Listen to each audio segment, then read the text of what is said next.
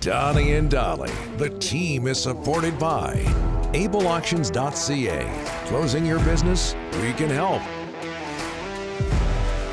Lionel Messi and Inter Miami is going to be at BC Place to take on the Whitecaps on Saturday, May 25th. Yep. The news just got better for that. The Inter Miami squad, you almost have me saying Inter Milan all the time, but the Inter Miami squad has added Luis Suarez from Uruguay, who was Messi's old Barcelona teammate. That's a big deal. World-class player. Big get. Let's bring in Paul Dolan to talk about that. Dolan, how you doing? Very good, fellas. How are you? That's some jumper you got there, Rico.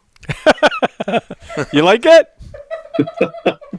Come on, get in the festive mood, Paul. Let's go. This is Paul being festive. Okay, your reaction to the news that Messi is coming to Vancouver, or at least is scheduled to come to Vancouver, Dolan. Yeah, I honestly didn't think it would happen, but it has to happen, right? Because as per the schedule, you need to play every team in the league at some point through a cycle of games, through a schedule of games. And the Whitecaps have never played Inter Miami, home or away, since they've been in the league for now 3 years. So they were due. They've also got Charlotte coming in and TFC as the Eastern teams this year. So you don't get the opportunity to see many teams from the East. But the fact that Inter Miami is in there in the first full season for Lionel Messi, and now, as you say, along with Luis Suarez, don't forget Sergio Busquets, and don't forget Jordi Alba. And it's possible, very close to signing, I think, Julian Gressel, the former Whitecap, as well. So obviously the talking point is all about Messi, but I would be shocked if we don't see a packed BC Place for that game. Okay, so Dolan, going back a bit, this has always been an issue. What are the chances of the artificial turf at BC Place getting in the way of what should be a special day, a special night in Vancouver? I don't think it will. There have been players over the years in MLS who have not come, notably Thierry Henry. David Beckham did come on the turf. Yep. There have been others. David Villa came. Frank Lampard, if you want to call him a superstar. Andre Pirlo came as well. So it's not as if that has been a reason for teams from outside of the Whitecaps division or teams with star players like we're seeing with Lionel Messi. No one's like Lionel Messi, by the way. I mean, he is so above and beyond anyone, even well above David Beckham, and he'd be the first to admit that. But to have him come to BC Place, I don't think the turf, he said it's not going to be a factor when he spoke about it last year. He has already played on turf away from home, away from Inter Miami. So I don't think that's going to be the reason. I think if any reason there is possibly that we don't see Lionel Messi is just he'll be close to 37 by that time. He's got games with Argentina coming up. You know, you could make a million different excuses as to why it's possible that he won't. I'm looking at it as Major League Soccer wants to grow the game. They've got a 54,000-seat stadium in Canada, different market for him to tackle here, coming to Vancouver. And I think he wants to grow the game in North America, and he wants his team to do well. Obviously, it'll depend on where they sit in the standings and everything else. But the good thing is, I think it's earlier in the year. It's May 25th. It's not like the game in Toronto, which is basically the last game of the year, when things might be sealed up and you wonder if he might play there with so many games and fixture congestion. I think we will see him in Vancouver. I'd have a glass half full perspective on that. Okay, so 54,000 for Christine Sinclair, 48,000 for Beckham when he came. Are you confident that if he comes and they announce it early enough that he will play? Paul, do you think they could sell it out, BC Place? Yeah, for sure. Absolutely. He's done it everywhere he's gone. He is the single best player to have ever played the game. I'll throw that one out there. He is the reigning Golden Ball winner from the last World Cup that was played.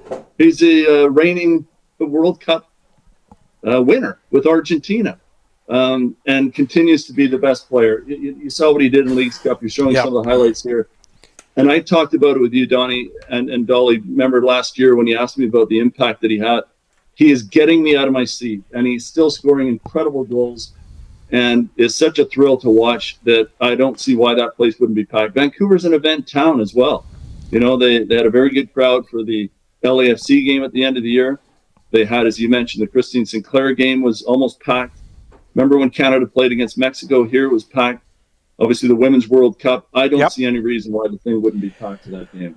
Okay, Paul, let's look ahead. It's the 50th anniversary season for the Whitecaps. Boy, time flies. What do they got to do to improve this offseason to climb? Look, they have not got past the first round of the playoffs in 6 years, Paul.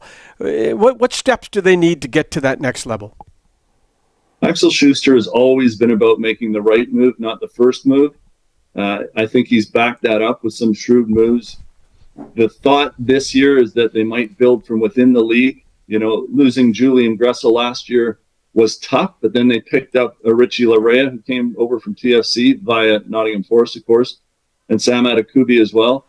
Junior Hoylett joined the club. I think they're strengthening in certain areas, and I think if they can incrementally make one or two more moves, you look at the 11 they put out there, it's almost as good, and Vanni Sartini will say it is as good as any team in the league. He says it isn't better necessarily than the other teams, but it's as good. It can compete with every team in the league, and I think they've shown that as well. I think with one or two more small moves, and I think we'll see something ahead of the season opener in the beginning of March, that they will be a team that will contend not just for a playoff spot, but a home playoff spot, and then you never know. You can make a run from there. Yeah. Back to Messi, Paul. Have you seen him play live? You know, the only time I saw him in person was when I was the assistant coach for the Canadian team. We actually went to the Monumental down in Buenos Aires. We played Argentina. We got gubbed 5-bagel, but he was in that squad. Diego Maradona was the coach. So, we introduced ourselves to him and to Lionel Messi, who was actually injured that day, so didn't play, but we had a chance to meet him then. And so that's it for me. So I'm looking forward to this game as much as anyone else is. Who's the most famous or the greatest athlete you've seen play live?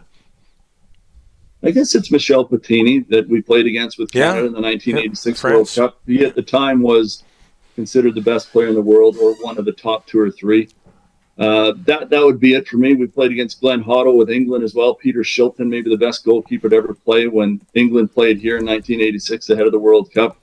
But I also was part of the coaching staff that played against Portugal, and Cristiano Ronaldo was in that game. Another game that they put 4 or 5 by us. But in any case, it's a thrill sometimes when you're part of that mix to be walking next to the Brazilian team, for instance, in '94 that went on to win that World Cup and playing them in Edmonton. There's been some superstars for sure. Dolan, all the best. You join us on a regular basis, and we can't thank you enough. Merry Christmas. Merry Christmas, guys. Great to see you again this year, and hope to continue to do it next year. Thanks, Paul. Appreciate it.